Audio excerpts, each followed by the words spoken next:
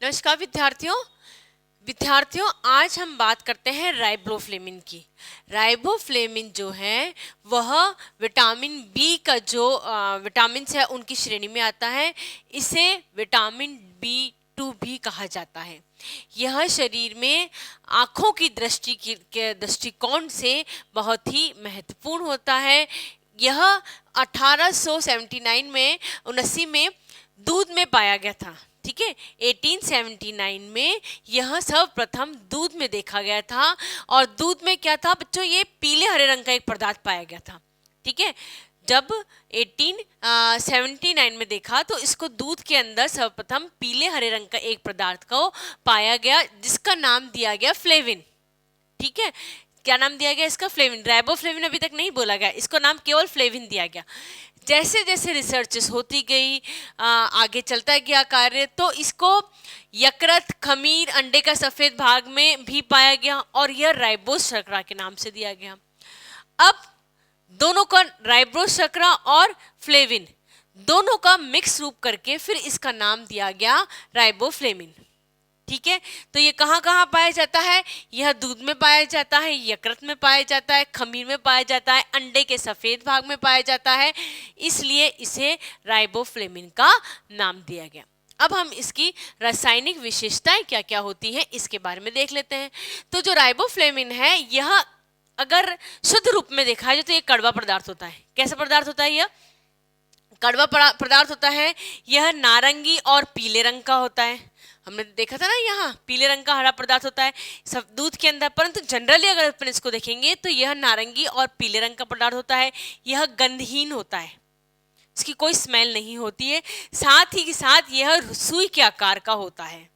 ठीक है, तो इसका हम ये कह सकते हैं कि कड़वा, नीले, नारंगी पीले रंग का, गंधहीन और सुई के आकार का पदार्थ, जिससे का नाम दिया गया था राइबोफ्लेविन। यह पानी में कम घुलनशील होता है, पूरी तरीके से नहीं घुलता है। अगर आप पानी में इसको डाल देंगे तो ये पूरी तरीके से यह घुलेगा नहीं, परंतु यह घुलने के बाद में जब हल्का घुल जाएगा तो ये पीले और हरे रंग का दिखाई देगा। कौन से रंग का दिखाई देगा? पीले और हरे रंग का पदार्थ दिखाई देगा।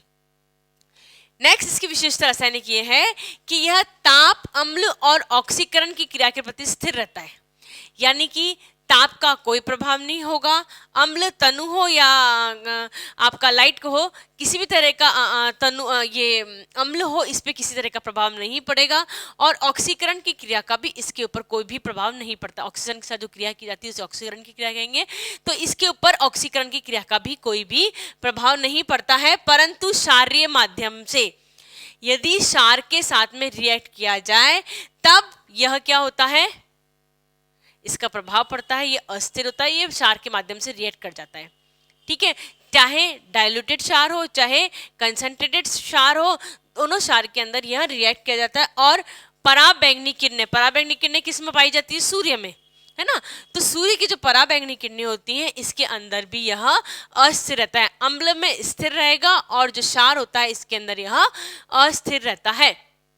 जब हम इसके कार्यों की बातें करते हैं, यह हमारे शारीरिक वृद्धि के लिए अत्यंत आवश्यक होता है। शारीरिक वृद्धि में क्या होता है बच्चों? कोशिकाओं का डिवीजन होता है। सिंपल सी बात है, हमारा शरीर किसके बना होता है? हमारा शरीर होता है वो कोशिकाओं का बना होता है, और कोशिकाओं में जो डिवीजन होता है, डिवाइड होती है कोशिकाएं, तब हमारी शारीरिक वृद्धि होती है। ठीक है, तो कोशिकाओं की वृद्धि के हेतु राइबोफ्लेविन अत्यंत महत्वपूर्ण भूमिका निभाता है। क्या होता है कोशिकाओं में? यह जो फ्लेविन मोनोन्यूक्लियोटाइड का निर्माण करता है। ठीक है, दो चीजों का निर्माण करता है। एक होता है फ्लेविन मोनोन्यूक्लियोटाइड्स का, जिसको हम सिंपल भाषा में FMN कहते हैं, या दूसरी जो चीज जिसका निर्माण करता है वो है फ्लेविन एडेनिन डाई न्यूक्लियोटाइड। ठीक है, FDP, flavin adenine dinucleotide FDP और FMN का निर्माण करता है। ये दो चीजें हैं जो कि फॉस्फोरिक साथ मिलकर निर्माण होती हैं। ये FMN और FDP जो है, यह एक कोएंजाइम की तरह हमारे शरीर के अंदर रिएक्ट करता है, जो ऑक्सीकरण की जितनी भी क्रियाएं होती है शरीर के अंदर, उसके अंदर यह रोल प्ले करती है। ठीक है, वापस समझा देते हैं हम आपको एक बार शॉर्ट फॉर्म में। जो राइबोफ्लेविन का मुख्य कार्य होता है वो शारीरिक वृद्धि में सहायक प्रदान करना। शारीरिक वृद्धि में जो कोशिकाओं को जो डिवीजन होता है उसमें ये मददगार होता है। कोशिकाओं को डिवीजन में यह फ्लेविन मोनोन्यूक्लियोटाइड FMN और flavin adenine dinucleotide FDP का निर्माण करता है, जो कोएंजाइम की तरह रिएक्ट करते हैं और ऑक्सीकरण की जितनी भी आपकी जो क्रियाएं होती है शरीर के अंदर, उन क्रियाओं में मुख्य रोल निभाता है।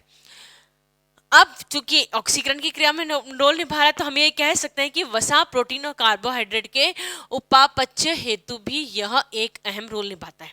कौन कौन से? प्रोटीन, वसा और कार्बोहाइड्रेट के उपापचयन में भी एक इंपॉर्टेंट रोल करता है। सबसे इंपॉर्टेंट चीज जो इसमें है, कई जनों की त्वचा जो होती है बहुत कांतिमय होती है, बहुत चमकदार चमकते हैं, स्किन बहुत सॉफ्ट होगी, बहुत डेलिकेट होगी और बिल्कुल सॉफ्ट सी स्किन पाई जाती है ना, और चमकदार स्किन होती है वो, यानी कि स्किन का जो स्वास्थ्य होता है ना, जो भी पॉइंट्स हमने अभी बताया आपको, कांति युक्त स्किन हो रही है, कोई दाग धब्बे स्किन के पर नहीं है, बहुत सॉफ्ट स्किन है, यानी कि उसके अंदर राइबोफ्लेविन जो है वो पूर्ण मात्रा में है। त्वचा की जो स्वास्थ्य होता है उसको अच्छी तरह रखने के लिए राइबोफ्लेविन होता है, वह एक महत्वपूर्ण रोल निभाता है। नेक्स्ट है जो हमने भी देखा, सबसे इंपॉर्टेंट रोल होता है दृष्टि का नाड़ी उद्दीपन हेतु। हमारा जो रेटिना है उससे हमें दिखाई देता है, उसकी जो नाड़ी का उद्दीपन करना होता है उस हेतु, है ना, उसको एक्टिवेट कराने के लिए, उसको मैनेज करने के लिए, उसको नियमित करने के लिए, उसको नियंत्रित करने के लिए किसका रोल होता है? राइबोफ्लेविन का रोल। यानी हम जो देख पा रहे होते हैं, हमारी जो रेटिना जो सही तरीके से चल रही होती है, उसको स्वस्थ रखने के लिए कौन प्ले करता है रोल? राइबोफ्लेविन रोल प्ले करता है। अब चूंकि हमने बात करी रेटिना की, नाड़ी उद्दीपन की, दृष्टि नाड़ी उद्दीपन की, तो हम किसकी बात कर रहे हैं? आंखों की, है ना, आंखों में ही होते हैं ये सब चीजें। तो आंखों के अच्छे स्वास्थ्य हेतु, रिपीट कर देते हैं, आंखों के अच्छे स्वास्थ्य के लिए जो राइबोफ्लेविन है वो हमारे शरीर के लिए आवश्यक तत्व होता है।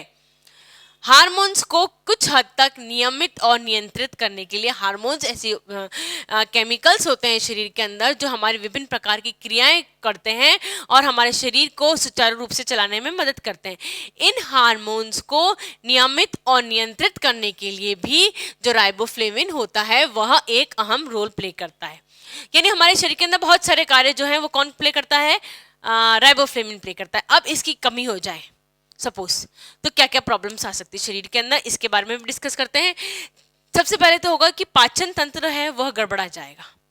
पाचन शक्ति, जितना भोजन पच जाना चाहिए उतना भोजन नहीं पचेगा, है ना, यानी पाचन तंत्र में किसी तरह की प्रॉब्लम्स हो जाएंगी।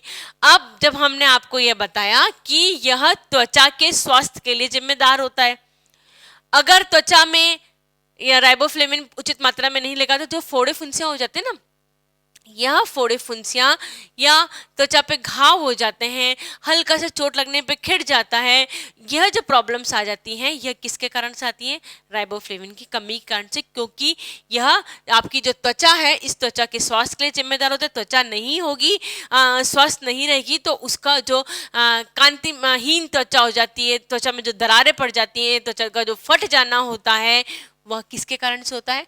राइबोफ्लेविन की कमी के कारण से होता है। बच्चों कई बार आपने देखो, स्पेशली जब छोटे बच्चे होते हैं उनके जो होठ के किनारे होते हैं ना वो फट जाते हैं, उनके अंदर घाव सा बन जाता है, लंबे समय तक फटते हैं तो वो उसके अंदर घाव सा बन जाता है। इस रोग को बोलते हैं सिरोसिस रोग, और इसका मुख्य कारण होता है विटामिन B2 की कमी या राइबोफ्लेविन की कमी कारण। इस रोग के पूर्ति के हेतु डॉक्टर विटामिन B कॉम्प्लेक्स की गोली दे दी जाती है ना। और कई बार जब अति हो जाती है ना तो होठ के किनारे फट जाते हैं तो होठ पूरा खुल नहीं पाता है ना। अब होठ पूरा खुल नहीं पा रहा है तो भोजन हम पूरी तरीके से ग्रहण नहीं कर पा रहे हैं, भोजन ग्रहण नहीं कर पा रहे हैं तो पाचन संबंधी रोग तो होंगे ही होंगे। यानी एक से दूसरी चीज रिलेटेड है। होठ के जो फटने का जो रोग होता है जो राइबोफ्लेविन की कमी के कारण होता है उसे हम क्या बोलते हैं? चिलोसिस कहा जाता है। इससे क्या होता है बच्चों, कई बार जो जीभ होती है हमारी, जीभ की जो श्लेष्मक झिल्ली होती है, ऊपर की जो लेयर होती है जिसको हम श्लेष्मक झिल्ली बोलते हैं, वह फट जाती है, जीभ के ऊपर छाले हो जाते हैं। जीभ के ऊपर आप देखिए कितनी स्थिति किस तरीके से हो जाती है, जीभ के ऊपर छाले हो जाते हैं, व्यक्ति खाना नहीं खा पाता है, जो जीभ होती है वो आप उस कड़क तो नहीं कह सकते, पर उसमें दरारें सी पड़ने लग जाती है ना, फटने लग जाती है, उसके अंदर दरारें सी पड़ने लग जाती है। इसको ग्लोटोसिस नामक का रोग दिया जाएगा।